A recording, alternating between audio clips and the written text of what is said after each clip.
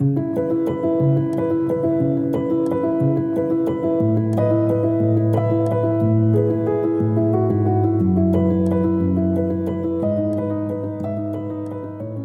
husband's name was Robert, and he was diagnosed with cancer. And when we explored the seriousness of the cancer, we understood that he had very little opportunity for longevity in his life. But we were both optimistic. We both agreed that we would fight for his life. One of the things that I found really difficult was talking to my husband. I didn't know how to have those conversations. I didn't feel like he was being open to talking about how he was feeling.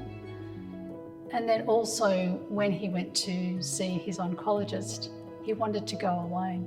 And that was something that I found really, really difficult.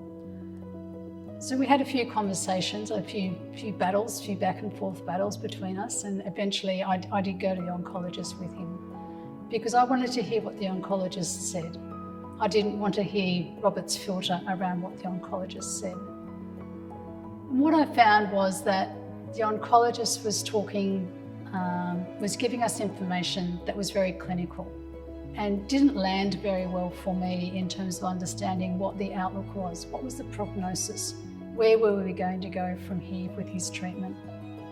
So one of the things that I think is really important is being really clear with care teams and medical staff in particular. If you don't understand, ask. Ask and ask until you do understand. And ask, going into medical situation, going into consultations with a reasonably clear idea of what's the information that you want to walk away with. So maybe sit down and have a think about what questions you'd like to ask. And then also being clear that I don't understand what you're saying to me, I don't understand the implications. So that you really do walk away with a better understanding of what is lying ahead.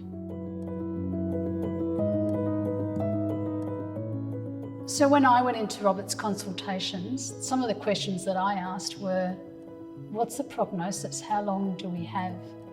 Unfortunately, most oncologists don't want to answer that question. So they always talk about treatment.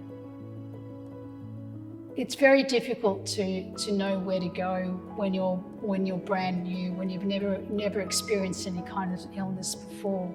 So it's very difficult to be able to push back on the doctor and say, I don't understand, because sometimes you feel very small and it's not a very pleasant situation to be in when you don't even know what to ask.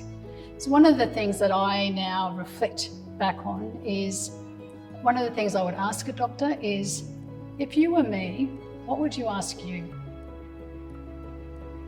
What should I be walking away with and understanding from this consultation? So after we had those consultations, the next few months was really about Robert just going to treatment every fortnight. Every fortnight he'd go into the oncology unit, spend the day there, come home, and then spend the next day there again. Robert was very, very independent, so I didn't ever go with him. He drove himself, and every day, and I went to work, and so we tried to maintain as much of a normal life as possible.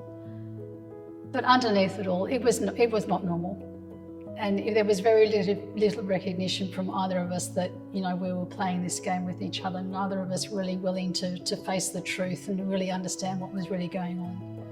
And so, looking back for me, it's really important that you have real honest conversations with your partner, with your loved one. Honest conversations that come from the heart. Honest conversations that explore your fears and explore what happens in the future and explores your hopes for the future. Those are really important conversations to have.